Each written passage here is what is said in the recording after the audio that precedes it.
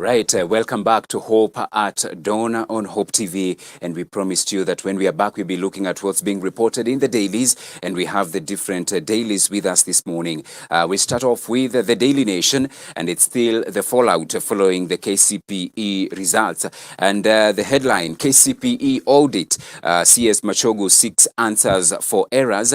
The government has ordered a forensic audit into the erroneous results received by some candidates through SMS in this year's KCPE examinations. Now, appearing before MPs, Education Cabinet Secretary Ezekiel Machogu also took the chance to dismiss Azimio leader Raila Odinga's claim that tender wars were to blame for the results mess that has even seen candidates and their parents move to court. And it's a story that has been covered on page 4 inside the Daily Nation. And he says they are investigating the numerous errors that were reported, and the forensic results are expected so that they can be able to ascertain what they have done. So they have written to the colleagues in the ICT sector so that they know what happened, and also they have written to mobile service provider Safaricom so that they can be able to get to know what really happened. So for instance, some of the widely reported anomalies included candidates receiving grades with missing signs of plus or minus. Some candidates received their grades of 73 B+, while others with the same score indicated 73 B plain, while some had 75 A plain instead of the correct grade, which is 75 A minus. So that is a very serious allegation, which, if ascertained, of course, will go a long way in ascertaining really what transpired during the marking and also the transmission of the results. So that is in as far as the KCPE is concerned. Then we see front page, state now moves to widen housing levy net. According to a bill that has been tabled in the National Assembly, the new affordable housing bill will include Kenyans in the informal sector. And that is a story that you can read on page 8. Just a reminder that the courts had already indicated that there needs to be some amendments or some changes to the law because they termed it discriminatory only to be collecting the same from the formal sector. So the government is now moving to expand the affordable housing levy to include incomes of those in the informal sector. Now, the Affordable Housing Bill 2023, currently before the National Assembly, comes after the High Court declared the current housing levy imposed only on employees in the formal sector as unfair and also unconstitutional. So the levy came into force following an amendment to the Employment Act through the Finance Act of 2023. And you can read that on page 8 inside the Daily Nation. I also see the back staff colluded with the hospitals to commit fraud. That is according to the NHIF boss. It's a story on the back page of the Daily Nation. And NHIF management yesterday admitting some of its employees colluded with private hospitals to defraud the institution of billions of shillings. Appearing before the Senate Health Committee, NHIF Chief Executive Officer Elijah Washira said that 12 employees were found culpable, 3 were terminated while the others were suspended pending deliberations and also a direction from the board. That very worrying story is on the back page of the Daily Nation. I also see TSC senators headed for clash over employment terms for intern teachers. Senators are headed for a clash with the TSC over terms for teachers serving on contracts that are lapsing later this month. The legislators want TSC to come clean on the employment terms of the teachers after it announced last month plans to extend the contracts instead of hiring them on permanent and pensionable terms. 21,500. This is the number of intern teachers that lawmakers want employed on permanent terms after the lapse of their 1-year contracts. That story extensively covered on the back page. Also, the sports pages on page 43 is a moment of truth as Kenyan lads play Uganda in final.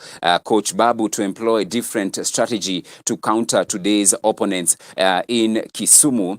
Coach Salim Babu is urging Kenya's junior stars to produce something special to dispatch Uganda when the two teams play in the final of Sekafa Under-18 football championship at Jomo Kenyatta International Stadium in Kisumu.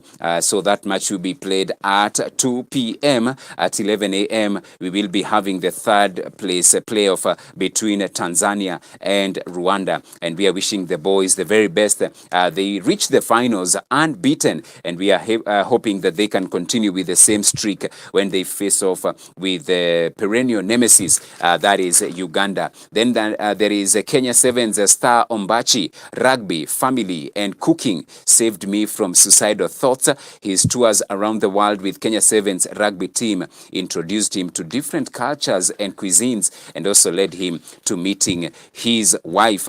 Their story is covered on page 42. I also see KPA women aim high in Africa tournament. The team has set itself a target of a podium finish in elite continental competition. So extensive sports coverage on pages 40, 41, 42, 43 inside the Daily Nation. And joining me on set this morning as well to help us navigate the stories being covered is the Hope Media news editor, none other than Faith Kaulu. Good morning, Faith. Good morning, George. How are you? Fine, thank you. It's good to have you this morning. Thank you for having me. Quite a challenge right there, because Why? you know, we usually say I'm not a morning person. Oh well, but here we are. You find yourself in the morning show. We can't miss an opportunity to be on television. Definitely. You know, #1 breakfast show upcoming. I know. Show, Yes. Yeah. All right. So what's happening in the here. world of news? What's happening in the world of news, I think, as you've rightly put it, on the Daily Nation. Yes. Major top stories, which I see is what as well has been covered here on the Standard. All I don't know right. whether this is a cue for me to have a look at the Standard. Definitely. Go ahead. Great. Go ahead. So, of course, hitting the headlines on the Standard newspaper in very bold letters is had questions as CS defends KCP results. Of course, the results, since they were announced, there have been several complaints from parents and pupils as well, stating some irregularities. It began with not receiving the messages after sending, questions of will they be refunded money, you know. And yesterday, the Cabinet Secretary as well as NEC boss appeared before the MPs in Parliament and defended and said the irregularities were normal things that had been sorted already. So I don't know. And it's a sad one, because here you are having a student who has gone through the education system for 8 years.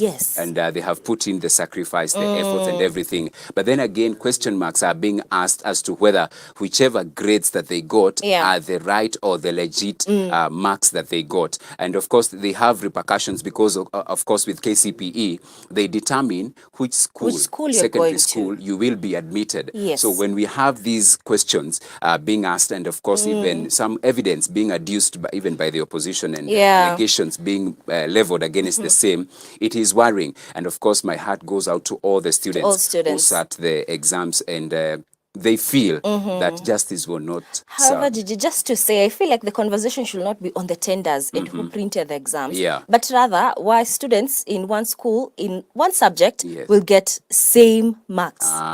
You know, we are not thinking the same. You know, even they say even twins. Even twins. No, twins is a bit understandable. But we had twins from Sitem Kisumu who got 4-1 and 4-12 thereabout. So you see a bit of this discrepancy. But imagine students from one class getting same marks, maybe 78 in a certain subject. You see, that raises eyebrows, and I think I hope that issue would be addressed. But also just looking at page 2, which of course has been highlighted here, is Ruto pushes MPs to make housing levy legal, and you've touched on that. And I think what even is shocking to me as a Kenyan citizen at this point is how they're pushing for this thing. Yeah, You know, yeah. of course, it seems like the court's decision was not a win for citizens after all. It was a win for the leaders because, like, it was giving them a guide on check on these areas. If you check on these areas, maybe it might be legal, just maybe. And you see, now we're looking at even this housing levy, including the informal sector.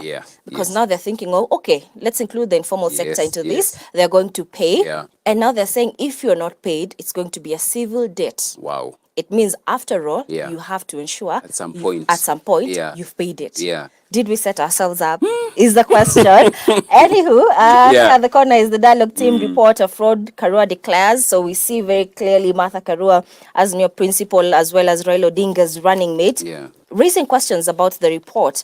And this has been trending, of course, even on the social media pages, with Kenyans expressing a bit of a disappointment because they feel like the committee did not address issues pertaining to Kenyans, you know, what really affects Kenyans. And even when we talk about matters, high cost of living, it was just a mention compared to other things. However, I am concerned about the genuineness of this. Is it because you want a nusu mkate? Exactly. Or is it because you are really concerned? Because when you look at that, it wasn't also clearly put, you know, that a nusu mkate will be provided. It only suggested for the official recognition of the office of the opposition leader. So what really is the intention with politicians? You know, you never know. However, let's hope it's for the best of having the best of interest of Kenyans at heart. Maybe I need to go a bit quicker, but we see about big fight that made UDA call off polls. Of course, our opposition leader Raila Odinga had intimated that there had been some wrangles that led to the cancellation of the UDA polls, postponed to next year, hoping they'll sort out the wrangles, but also something to touch on. I've been thinking, could this bring a shift in the political arena? Because previously, ODM had never done such a thing. But after UDA announced that they're going to do the polls, now we saw ODM adapt that very quickly because they realized they could lose ground. So is this bringing a shift? Will it actually be executed, or is it just some hot air? You see, they keep saying also, in Kenya, we are always in an election cycle. So no sooner have we finished one cycle, we already than the rest, then another one has already begun. So, so especially with the party elections coming up early next year, of course, that also lays ground for intense early campaigns, as is the case in Kenya, because we are already looking at the 2027 elections. And highly likely these polls might shift individuals, because if, for example, Gigi, I want you to win this ticket and you do not, easily you could move to the other camp. So I think I am interested to see how this will play out, you know, because previously it has been you being handed over. But now we are saying, let party members decide who they want the leaders to be. So we'll see. But also speaking about elections, we go to page 31. Something that has been highlighted here as well is the DRC elections, which are expected to happen on December 20th. But also President Tshisekedi running for a second term. So questions are, will he be able to grab it? Considering questions have been raised about his leadership and his first term in power. Well, many more things are happening. Right here, I'd seen the story about NHIF you mentioned. That the boss said, you know, officials and staff members collided to fraud Kenyans. And I'm really thinking, then shouldn't we address this issue instead of pushing for the SHIF? Definitely. You know. And that is the question that many have been asking. So first of all, why don't you make whatever that we have is working? It is seamlessly working. We don't have issues. We don't have any corruption or any allegations being leveled against that institution. And then when we see that, yes, everything is working, everything is seamless, now we can take it a notch higher. But now the fear with many Kenyans, and of course validly so, is that we have seen allegations after allegations, case after case every year, if not every month, touching on the NHIF. So they are asking themselves, so how safe is the money now that they want to expand the health contributions in the country? But as we said, he who holds the power holds the shots. I know, right? But it is also sad because then we're asking questions, will Kenyans still be able to access, I think in Kiswahili, huduma za afya. Health services. Health services. Yes. Because I remember last year, the government tried asking private hospitals to reduce their prices. Yeah. And almost caused confusion right there, because private hospitals threatened to withdraw their services because they are in business. Yes, you they cannot are. regulate their prices. And one of the things that SHIF is proposing is that there'll be an authority that will determine how much each and every hospital will charge, including private hospitals. Okay. So then will this lead us to a whole situation of confusion, or will it work out? But also I'm asking myself, this card, will it be more used in public and county hospitals and not admitted or used in private hospitals? Because as you noted rightly, it's we are in business as the private sector. So if we feel there is a card that here comes and it in a way is reducing our profits, then we will say in our hospital we do not accept this card. But you see, Gigi, something that I feel has not been addressed for a long time is the quality in our public hospitals. Because why do people run to private? Because you do not get quality services, because medicine. A doctor will see so many patients, he's tired, so you are not even confident in what he's telling you. So you run to a private hospital. And this same doctor in a public hospital will refer you to his own private practice. Oh, no. You see? And there was a conversation about that if a doctor has been, is working for the public sector, then they should not run a private practice. But I think that has not been able to be regulated. So we're still seeing that. I think it will they'll find a way.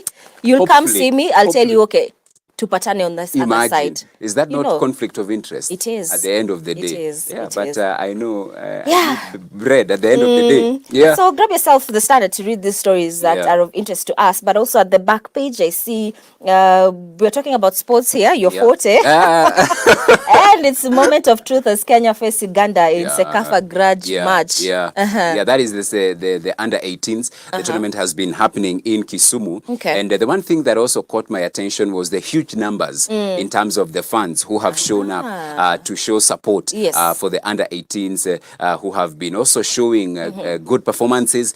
And the good thing is also they have not disappointed the huge crowds that have been turning up for their matches. Good thing also, they have recorded an unbeaten run all through to the finals. So I'm hoping that we will not fumble at the last stage so that we can have the trophy remaining with us here. Tusikule ng'ombe tushindwe na mkia. Ndio hivyo sasa. All the best. All the best to our under 18. Aya, wacha tukule hii mkia pia. All right, maybe just to finalize, I see here, they say why Man City are in real crisis. I don't know what this is all about. Yeah, football again. This is the EPL now. And in midweek, they were beaten by Aston Villa. Over the weekend, they drew a 3-3 match.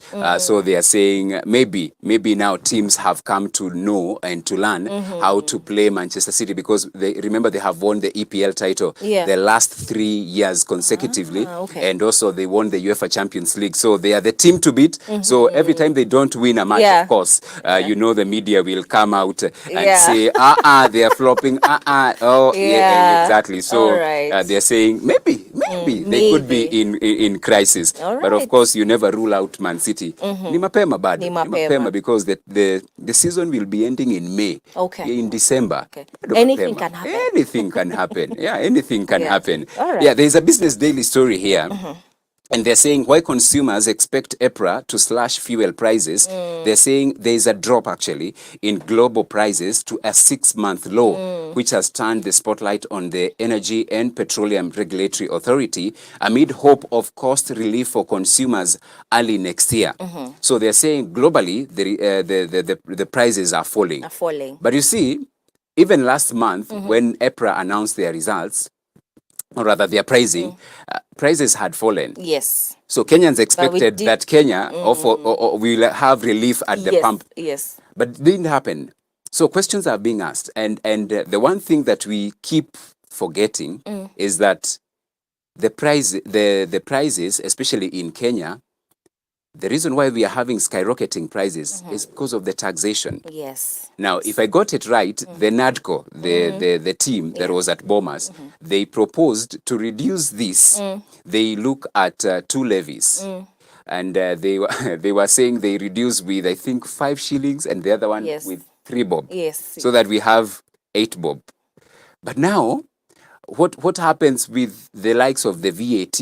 Because the VAT, remember, at some point it was 8, then increased to 8. Yes. So it makes it 16. So unless and until we look at the taxation of the fuel commodities, we will still continue having skyrocketing prices despite having global prices falling. And that's true. That's true, because I have been waiting for the results, rather the prices this month.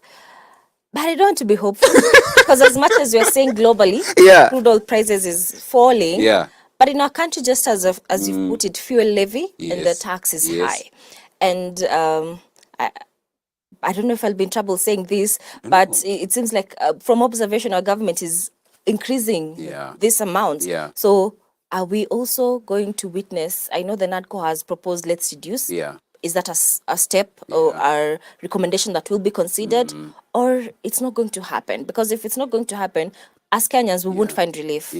You know, I remember when he was campaigning the president, he cited the number of taxations in the fuel commodities, and he said those are the reasons why we are having an increase in pump prices. And he said, once elected, nikiweka tu Biblia chini hivi, we are going to review some of these taxes. But instead of reviewing downwards, what happens? Maybe we should have asked, how are we going to By the way, because it has been reviewed, that we cannot lie, it has been reviewed. But upwards. But anyway, let's hope that on the 14th of next month, we will have a review downwards of the EPRA prices, because when you have fuel prices going up, of course the ripple effect is that everything else, because the economy, the Kenyan economy, not just actually Kenyan economy, anything else is driven by fuel. So you touch that, Nibala. Inside Thuge's big policy gamble to stop shilling slide, the CBK boss reading from script of Ndongo era, economists say it may not work, all right? So CBK Governor Kamau Thuge Tuesday took his biggest monetary policy gamble yet, with the country's largest rate increase since 2011, betting on the move to cushion the shilling and keep a lead on inflation. And of course, we know how the shilling has been battered by even the foreign currencies. And what the government is trying to do to cushion the shilling, and of course, we have also seen the scarcity of the dollar in the Kenyan economy. So I'm hoping that the CBK, the National Treasury, they can find a way of halting these the depreciation of the shilling. I think what will pain me most as a Kenyan is if the Tanzanian shilling will overtake us. Honestly, that will pain me, because I remember even when we were small, this was a bragging right, you know. But now, how things are looking, we are not so sure. Because we've had business people and investors heading to Tanzania and not Kenya. This has been said by economists, and even the Tanzanian president herself, even though she didn't come outrightly clear.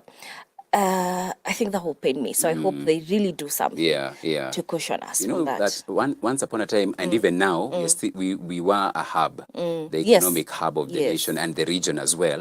But in a way, we are becoming the laughing stock. Imagine a Tanzanian leader making fun of Kenya. Unheard of. But that is how bad maybe the situation is. And I think as a country, we need to go back to the drawing board. We need to pull in the same direction so that we can save face. But as you've said, they asked for more time. Alisema nikeka Biblia, but then they've come out and said, hey, this thing needs more time, so give us time. I think let's hope that the plans they're making will be for the best of Kenya. in every area and in every sector. All right. Yeah. Faith, thank you so much for finding time to come. Thank you for having me. It's not easy. It's not easy. So this should be breaking news. It is breaking news. So how can we watch or even listen to news on Hope Media? Oh, great. Yeah. So Hope Media covers news hourly. Right. That is at Hope FM. Yes. We have hourly bulletins, of course, bringing you up to speed with what is happening. Is there any breaking news that you need to know about? And you know, Gigi, people, I've had so many people say, by the way, I don't watch news. And I usually tell them news is important because major decisions that are made about you are announced. Yeah.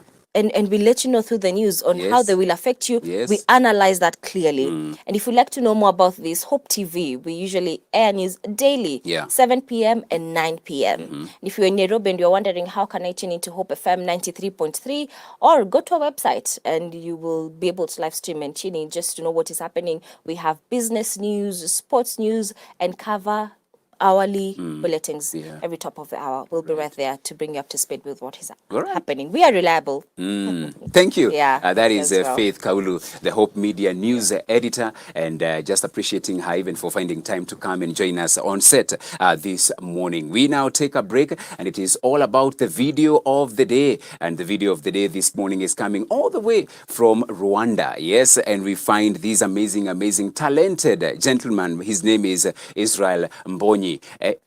And he's talking about Nina Siri, that yes, he has this secret with his maker. And of course, even us, even here at Hope Dawn, tuna siri na huyu Yesu. And of course, it's an amazing, beautiful song, beautiful video, na nakwambia wanakatika vilivyo. So this is the video of the day, courtesy of Israel Mbonyi, Nina Siri. When we are back, I'll be telling you about the Rafiki Mso campaign, that is the Friends of Hope. Stick around.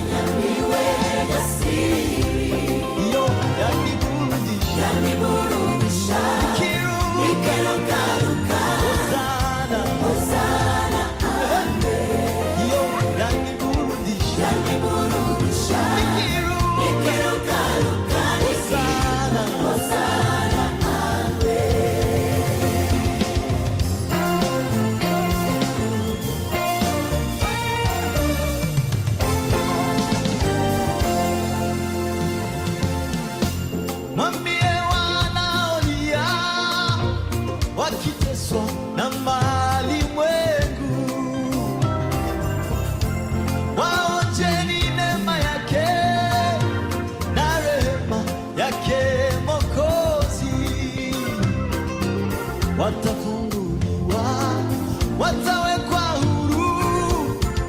Hosana, amen. Watafunguliwa, watawekwa huru. Hosana, amen. Mwambie wanaolia wakiteswa na mali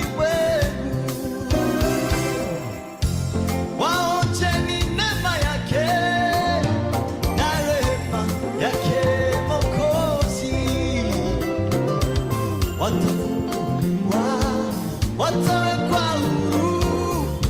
Hosana, amen. Watafunguliwa, watawekwa huru, wataimba Hosana, amen. Nina siri naye Yesu, yanifanya niwe jasiri. Kwa amani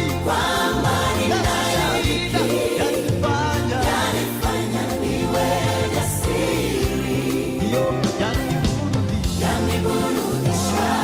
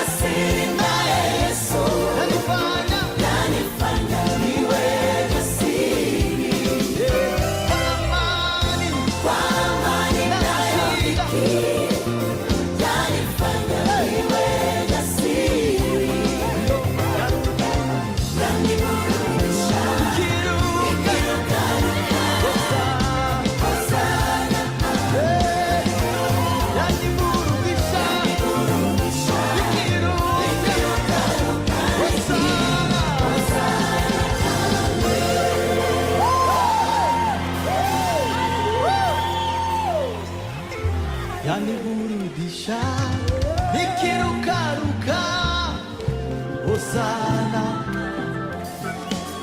yaniburudisha nikiruka.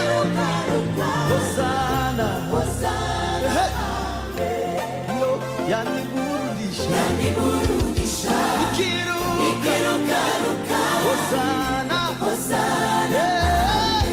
yeah, nina siri naye Yesu, yanifanya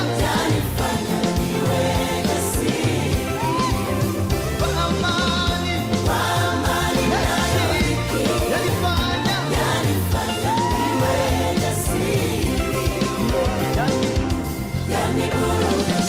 nikiruka. Hosana,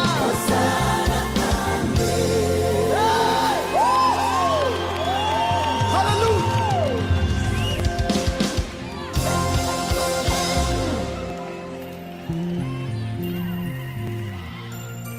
Hallelujah.